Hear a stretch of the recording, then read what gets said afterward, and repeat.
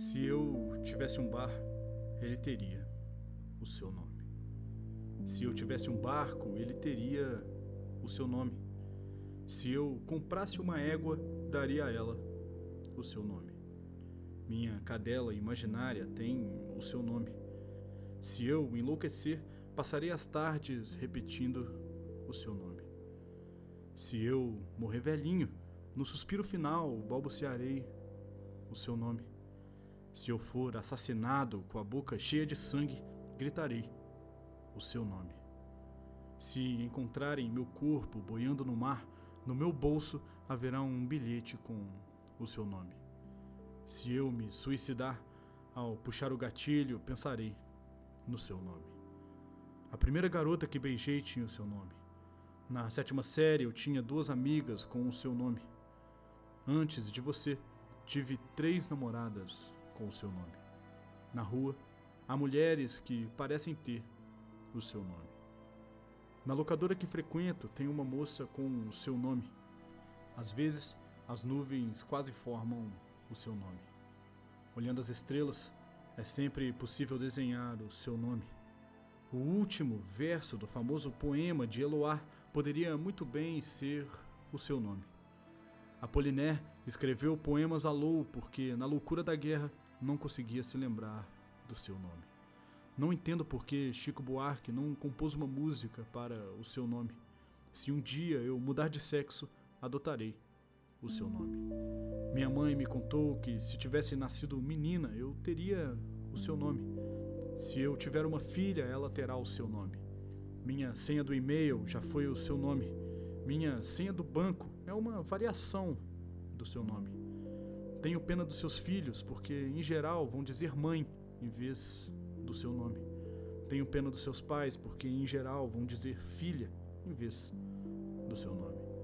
Tenho muita pena dos seus ex-maridos, porque associam o termo ex-mulher ao seu nome. Tenho inveja do oficial de registro que datilografou pela primeira vez o seu nome. Quando fico bêbado, falo muito o seu nome. Quando estou sóbrio, me controlo para não falar demais o seu nome. É difícil falar de você sem mencionar o seu nome. Uma vez eu sonhei que tudo no mundo tinha o seu nome. Coelho tinha o seu nome. Xícara tinha o seu nome.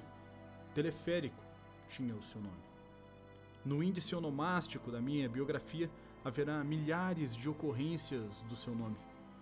Na foto de corda, para onde olha o Tchê, senão para o infinito do seu nome. Algumas professoras da USP seriam menos amargas se tivessem o seu nome. Detesto o trabalho porque ele me impede de me concentrar no seu nome. Cabala é uma palavra linda, mas não chega aos pés do seu nome. No cabo da minha bengala, gravarei o seu nome. Não posso ser niilista enquanto existir o seu nome. Não posso ser anarquista se isso implicar na degradação do seu nome. Não posso ser comunista se tiver que compartilhar o seu nome. Não posso ser fascista se não quero impor a outros o seu nome. Não posso ser capitalista se não desejo nada além do seu nome. Quando saí da casa dos meus pais, fui atrás do seu nome. Morei 3 anos num bairro que tinha o seu nome. Espero nunca deixar de te amar, para não esquecer o seu nome. Espero que você nunca me deixe, para eu não ser obrigado a esquecer o seu nome. Espero nunca te odiar, para não ter que odiar o seu nome. Espero que você nunca me odeie, para não ficar arrasado ao ouvir o seu nome. A literatura não me interessa tanto quanto o seu nome. Quando a poesia é boa, é como o seu nome. Quando a poesia é ruim, tem algo de seu nome. Eu estou cansado da vida, mas isso não tem nada a ver com o seu nome. Estou escrevendo o 58º verso sobre o seu nome. Talvez eu não seja um poeta à altura do seu nome. Por via das dúvidas, vou acabar esse poema sem dizer explicitamente o seu nome.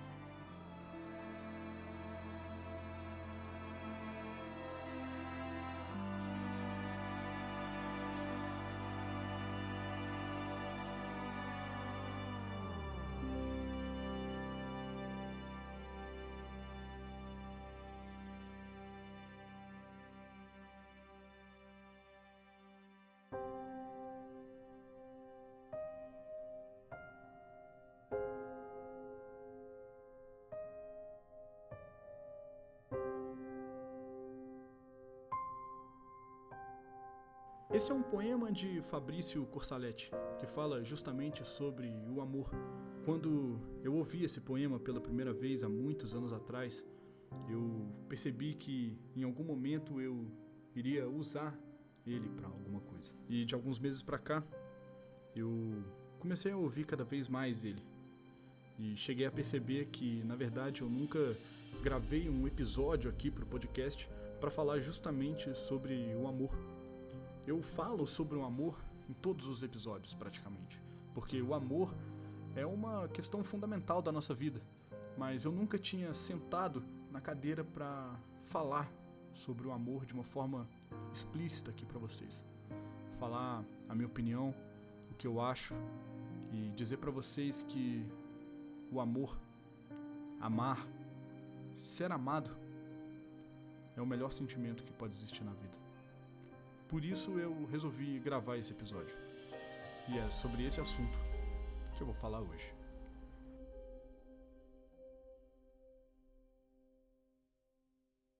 Oi, eu sou o Tinoco e antes de irmos para o episódio, eu queria contar com a ajuda de vocês para uma coisa. Vocês pedem muito que eu volte a fazer episódios do Assim Falou Tinoco, que eu quero mesmo fazer. O problema é que, sendo totalmente aberto aqui para vocês, esse tipo de conteúdo não me rende nada. Eu não tenho retorno financeiro e o trabalho que dá a gravar esses episódios é enorme. Durante muito tempo eu gravei pela minha única e espontânea vontade de falar para vocês sobre esses assuntos. Mas com o tempo, algumas responsabilidades foram tomando conta da minha vida e ficou difícil, eu não tive mais tanto tempo para poder sentar e gravar um episódio para vocês. Por isso, caso Assim Falou Tinoco seja um podcast importante para sua vida, ou se você quer apoiar a gente de qualquer forma, cogite se tornar membro lá do canal. Esses episódios só vão continuar saindo se eu tiver o apoio de vocês, para que faça sentido e eu possa gastar meu tempo vindo aqui e gravando esse episódio. O link para se tornar membro está na descrição do episódio e eu espero que você goste.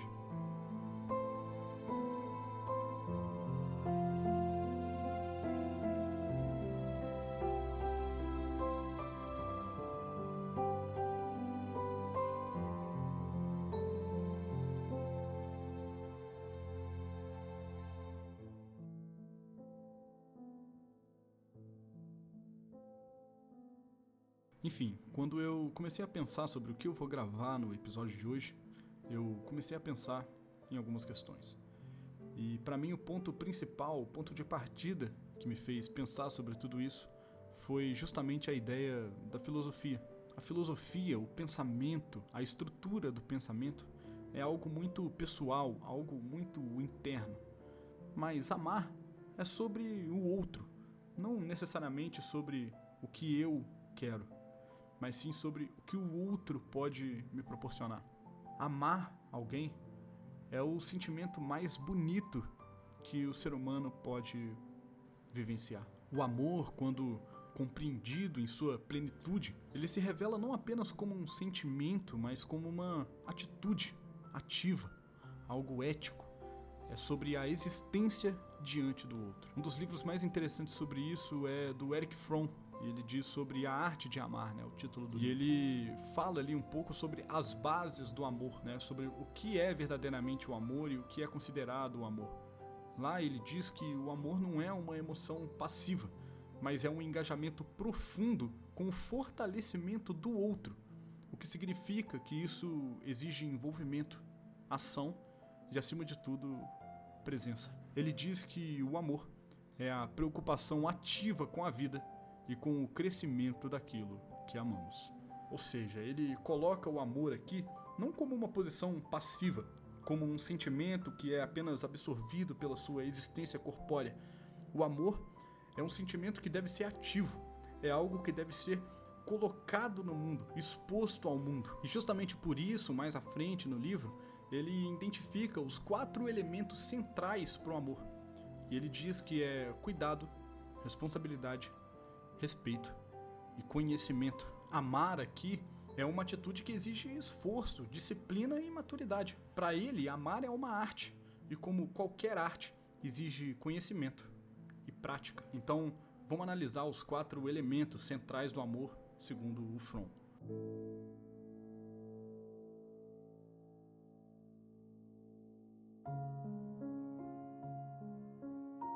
O primeiro é o cuidado. Amar é quando você se importa genuinamente com o bem-estar do outro. Isso significa agir para promover o crescimento e a felicidade da pessoa amada. É diferente de querer controlar ou proteger de uma forma sufocante. Amar é sobre nutrir e cultivar, assim como você faz com uma planta. E até seguindo essa analogia da planta, existe um ditado muito importante que você talvez nunca tenha ouvido falar, mas que quando eu ouvi pela primeira vez, mudou minha vida para sempre. É uma simples história, uma simples analogia para você entender. Ele diz: certa vez eu amei tanto uma flor que, ao invés de pegá-la para sentir o seu cheiro e apreciar o seu aroma, eu apenas a deixei em paz. E quando o Fromm diz sobre cuidado, para mim é justamente sobre isso. Muitas vezes o cuidado é visto como algo maternal, aquele cuidado de mãe que quer que você fique bem, que você esteja bem, mas muitas vezes o cuidado pode ser sufocante.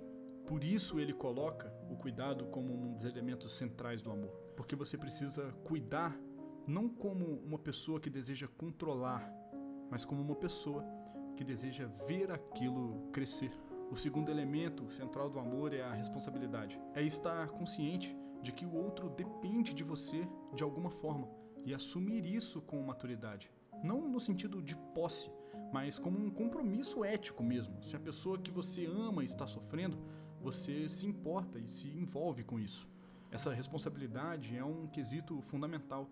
É o que hoje nós chamamos de responsabilidade afetiva. É você perceber o quanto as suas atitudes importam para aquela pessoa. E amar também é fazer escolhas pensando nisso. Tomar decisões pensando que o que você faz impacta o outro.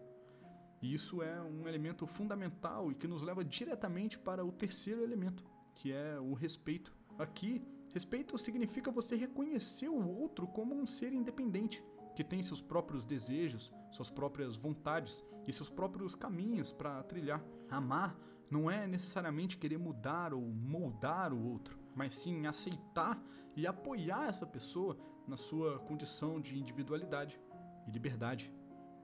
Por fim, nós chegamos no último elemento, que é o conhecimento. Você não pode amar alguém verdadeiramente se você não o conhece de verdade. Fromm defende que o amor exige um conhecimento profundo do outro, indo além das aparências e compreendendo suas fragilidades, medos, desejos e histórias. Isso significa que, para ele, amar não é apenas um sentimento, mas é agir com compromisso, maturidade e presença. O amor verdadeiro não vive de impulsos passageiros, mas de uma postura ativa e ética diante do outro.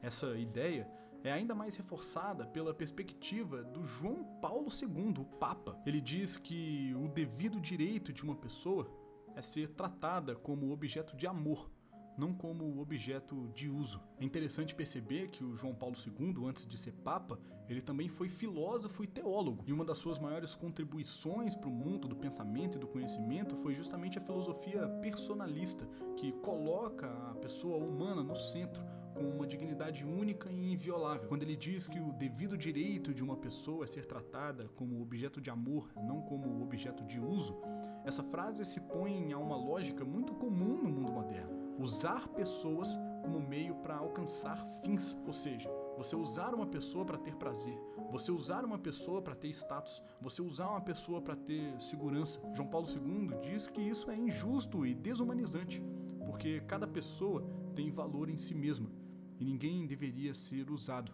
mas sim amado. Não é à toa que ele complementa essa ideia dizendo que o amor consiste em um compromisso que limita a liberdade, é uma doação de si mesmo. E aqui está a parte mais bonita e desafiadora disso tudo. João Paulo II reconhece que o amor implica em um limite voluntário. Quando você ama alguém, você escolhe abrir mão de algumas liberdades em nome de um compromisso maior. Mas isso não é uma prisão. É uma escolha. Você poderia viver sozinho, ter uma vida totalmente voltada para si, mas com o amor, você opta por viver com e pelo outro.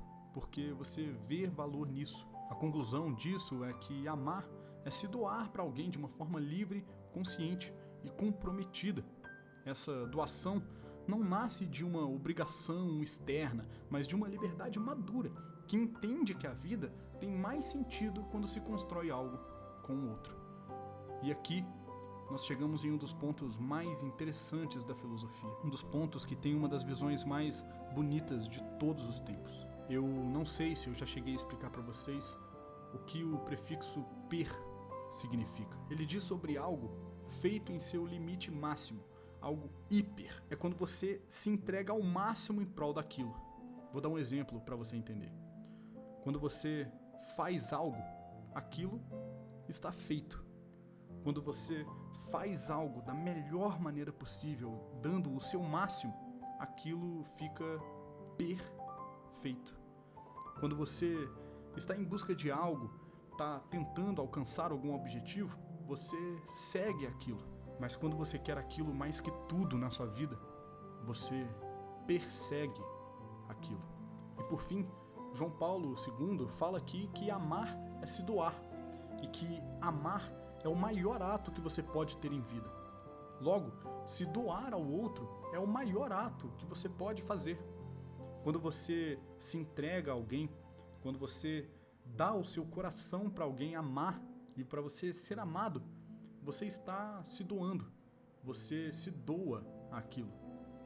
Mas quando você entrega o seu coração para alguém da forma mais pura possível, quando você ama alguém da forma mais plena possível, você não apenas doa, você perdoa.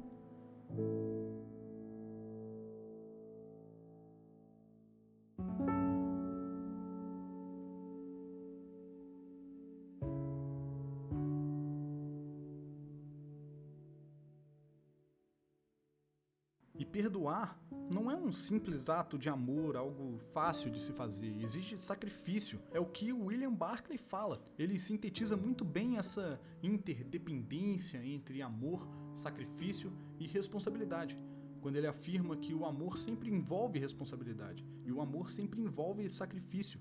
O amor autêntico não foge ao preço da entrega, porque nele tem um imperativo ético de cuidado que se manifesta quando você assume do outro como parte de si mesmo. Ele entende que o amor verdadeiro não é confortável o tempo todo. Ele exige responsabilidade e, acima de tudo, sacrifício. Quem ama de verdade se compromete e está disposto a se doar, mesmo quando isso custa, é o que ele diz. Aqui, a ideia de amar de verdade tem um preço. O preço de sair do egoísmo, da zona de conforto, da indiferença. Mas esse preço não é uma punição. É a medida da profundidade do amor. Por exemplo, quando você cuida de alguém doente, apoia alguém que está em crise, perdoa, escuta com atenção. Tudo isso exige um esforço e uma entrega, mas são expressões concretas do amor. Muita gente tem dificuldade ao entender o que ele quer dizer com um imperativo ético de cuidado.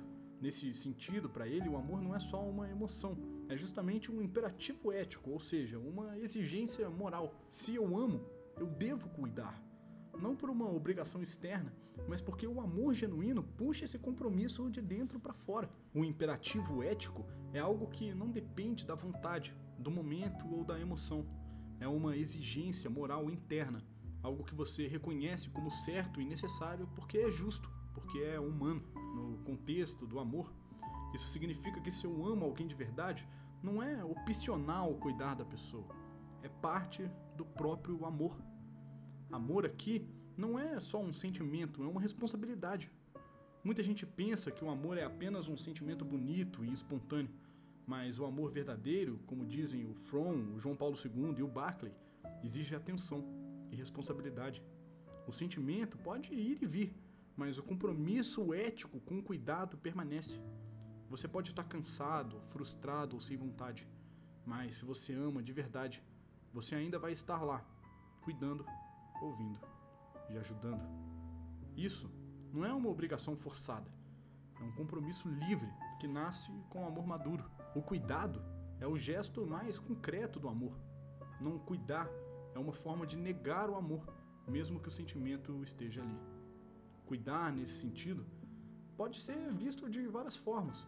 Estar presente no sofrimento do outro, proteger sem dominar, sacrificar o conforto em favor da relação, ouvir com paciência, perdoar, dar limites com carinho. E para mim, o ponto crucial é o que ele fala no final de tudo, que é um sentimento de dentro para fora.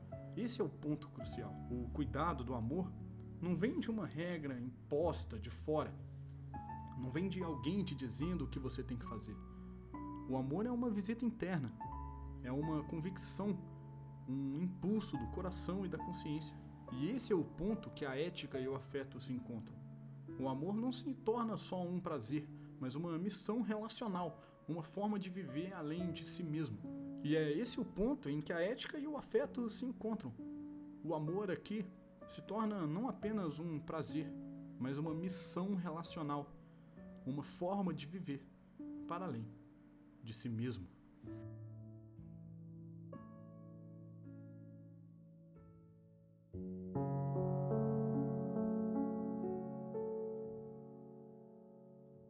Nesse momento, entra na questão uma frase do Sartre. Nós acabamos de dizer que o amor é um imperativo ético de cuidado. É uma escolha responsável que reconhece o outro como um ser único, digno de atenção, respeito e doação. Isso tudo é acrescentado com Sartre, quando ele diz que no amor, um e um são um só. Ou seja, o amor é também um movimento de união profunda entre duas subjetividades, que não apaga as diferenças, mas que as acolhe numa fusão sem dissolução. Eu sei que são palavras complexas, mas eu vou explicar um pouco melhor para vocês. Essas ideias, mesmo que pareçam, elas não se contradizem, ao contrário, elas se completam. O imperativo ético de cuidar do outro nasce justamente da percepção de que a existência do outro está de alguma forma ligada à minha. No amor, o eu e o outro se tornam um só. Mas esse um só é possível se eu reconheço que o outro continua sendo o outro. Vamos lá, vamos entender um pouco melhor esse conceito. Quando Sartre afirma que um e um são um só, ele não está falando de uma fusão física, nem de um desaparecimento da individualidade. Ele está tentando expressar que no amor verdadeiro existe um desejo de comunhão existencial. Eu não quero apenas estar com o outro, eu quero ser com o outro. Isso não significa me perder, mas sim compartilhar minha existência, dividir minha experiência com alguém a ponto de formar uma nova realidade, dessa vez compartilhada. Para ele, o amor autêntico une, mas não apaga. No amor imaturo ou possessivo, há uma tendência de querer que o outro seja uma extensão de mim, anulando a minha liberdade, a minha autonomia e a minha alteridade. Mas isso não é amor, isso é domínio, isso é projeção. Isso é carência. Sartre, mesmo que seja um existencialista que viu o amor como um campo tenso entre a liberdade e o desejo de fusão, também reconhece que o amor só é possível se o outro continuar sendo o outro. Ou seja, amor não é uma simbiose infantil. Amor é um entrelaçamento maduro de duas liberdades, dois mundos, duas consciências, que se tornam um só. Por isso, no plano existencial, das suas frases, amar para ele significa você reconhecer que você, as suas atitudes, me afetam, mas a sua existência entra na minha e me transforma. E em paralelo a isso, nós chegamos em Platão, que introduz o amor com um novo olhar. Para ele, o amor também é um impulso criador, é uma elevação da alma, é uma inspiração para transcender a si mesmo. Ou seja, amar deixa de ser só cuidar e compreender, é também fazer florescer. É no amor que o humano encontra a sua capacidade mais profunda de sentir, imaginar e expressar. É por isso que Platão diz: ao toque do amor, todos se tornam poetas. Ele entende que o amor é uma força transformadora. Para Platão, especialmente no seu livro Banquete, o amor não é apenas um desejo carnal ou emocional, é uma força espiritual e filosófica, um daimon, uma energia intermediária entre o humano e o divino, entre a matéria e a ideia. O toque do amor, em sua frase, é o momento em que nós somos atingidos por algo que nos tira de nós mesmos. É quando a existência se torna mais intensa, mais vibrante, Quando ele diz que nós nos tornaremos poetas, aqui, poeta não significa apenas aqueles que escrevem versos, mas todo ser humano que, ao ser tocado pelo amor, passa a sentir, perceber e expressar a vida de uma forma mais elevada, sensível e verdadeira. Amar é descobrir palavras onde antes havia silêncio, ver beleza onde antes havia indiferença. Amar é agir com intensidade onde antes havia apatia. E é dessa mesma fonte que Sócrates bebe. Uma das frases mais bonitas e ao mesmo tempo menos conhecidas que ele diz é: uma palavra nos liberta de todo o peso e dor da vida. Essa palavra é amor. O amor para Sócrates não é algo meramente emocional ou sexual. Ele vê o amor como um desejo profundo de elevação, de alcançar o belo e o verdadeiro. Justamente no livro Banquete, como eu disse, Sócrates não fala diretamente por si mesmo.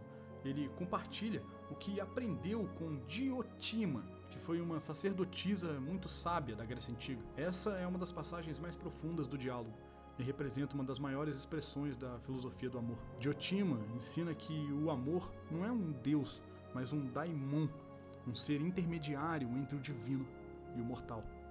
Ele é filho da pobreza e do recurso, o que o torna sempre carente, mas sempre criativo. Diotima e Sócrates, quando repete suas palavras, ensina que o amor começa com um desejo pelo belo, em um corpo individual, mas pode se transformar em algo muito mais elevado. Quando Sócrates diz que nos liberta de todo o peso da vida, essa palavra é o amor. Quando Sócrates diz isso, ele entende que o amor autêntico liberta, porque ele tira o ser humano da escravidão dos desejos baixos e o conduz à contemplação do eterno. Amar aqui não é se apegar, é se elevar.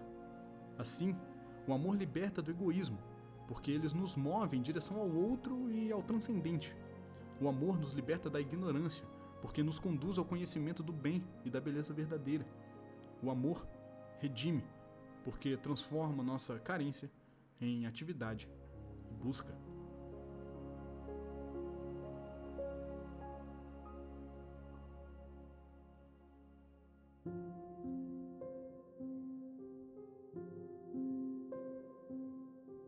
E, como sempre, nós chegamos nele. Nietzsche, obviamente, também tem sua opinião sobre o amor. Ele, diferentemente dos moralistas ou dos românticos tradicionais, não vê o amor como um ideal puro e estático, mas sim como um mistério pulsante, feito de instintos, vontades e contradições. Nietzsche entende o amor não como algo que se domina, mas como algo que se experimenta com intensidade e lucidez. E é justamente aí que mora sua beleza, mas também sua tragédia. Nietzsche diz que aquele que promete amar para sempre está prometendo algo que não está em seu poder. Nessa frase, Nietzsche não está desprezando o amor, mas apenas apontando a grande ilusão que o envolve, a de que o amor pode ser fixado no tempo, controlado ou selado por promessas. O que Nietzsche nos diz é que a alma humana é mutável, como um rio, que nunca passa duas vezes no mesmo lugar, como diria o Heráclito. O amor pode ser eterno num instante, e ainda assim escapar de nós com o tempo, porque o tempo transforma tudo. O que ele entende é que o amor é como um céu ao entardecer, lindo, infinito aos olhos, mas jamais igual de um dia para o outro. Amar, segundo Nietzsche, não é prometer o que não se pode garantir, mas honrar o que se sente no agora com toda a intensidade possível. Nietzsche toca em diversos pontos cruciais sobre o amor. E óbvio que quando ele diz isso, ele não nega o amor. Ele inclusive diz que o amar te torna livre, lúcido e profundo. O que ele quer dizer com tudo isso é que o amor é acima de tudo um sentimento e que deve ser sentido ao invés de ser puramente compreendido. Você deve lidar com o amor assim como você lida com todos os outros sentimentos em sua vida. Nietzsche desmonta essa ilusão romântica não para matar o amor, mas sim para revelar sua grandeza verdadeira. Ele nos lembra que o amor não é uma prisão, não tem garantia, é só uma experiência e uma construção com o outro. Amar para Nietzsche é abraçar um instante com intensidade, cuidar da profundidade e aceitar que o tempo muda tudo, até o nosso coração, e ainda assim amar, apesar disso. E por fim, nós chegamos em um dos pontos mais interessantes sobre o amor, a parte sacrificial disso tudo. E uma das pessoas que mais fala sobre isso é o C.S. Lewis, onde ele aponta sobre o ódio dentro do amor. Isso pode até parecer paradoxal, mas no sentido em que ele diz, ele fala sobre um amor romântico, descontrolado que pode gerar ciúme, manipulação, necessidade de posse e até ressentimento quando não é correspondido. E aqui nós chegamos na pessoa que mais falou sobre amor na história.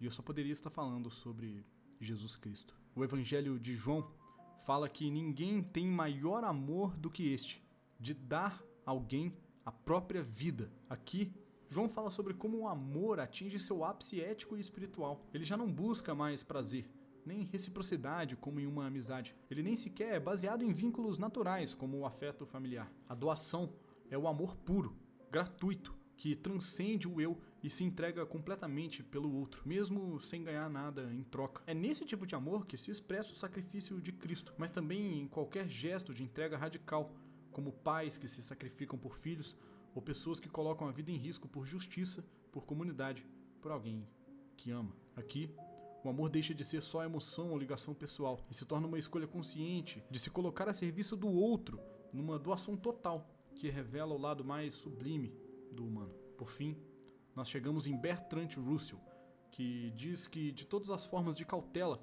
a cautela do amor é talvez a mais fatal para a verdadeira felicidade. Russell foi um filósofo e lógico britânico.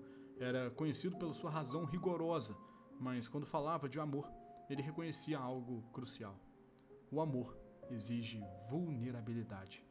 Muita gente tenta se proteger do amor, por medo de se machucar, por trauma, insegurança, orgulho, por achar que o outro não merece. É como diria a música do Zé Vaqueiro: eu tenho medo de alguém me machucar, eu tenho medo de me entregar, eu tô com medo de me apaixonar. Mas essa cautela pode ser o maior veneno pro amor, porque quem não se entrega não ama de verdade.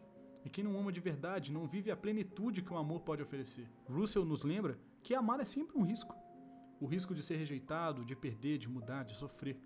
Mas é um risco fértil, cheio de sentido, beleza e potência. Por isso, o amor é a mais humana das experiências e ao mesmo tempo a mais transcendente. Ele nos chama à entrega, mas não à submissão. Amor exige coragem, mas não garantias. O amor convida à fusão, sem apagar o que somos.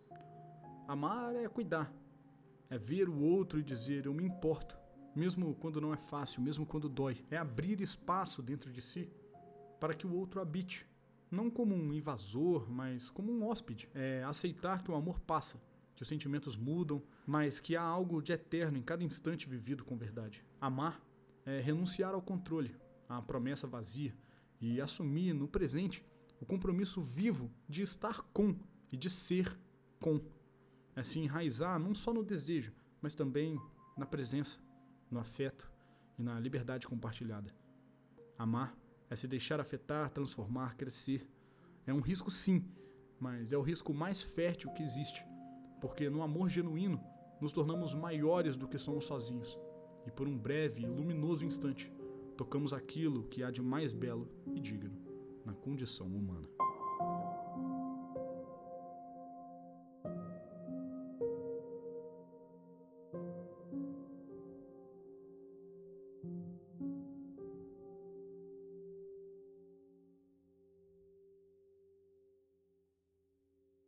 Eu gravei esse episódio de hoje porque eu queria falar para vocês sobre esse sentimento que eu tenho sentido.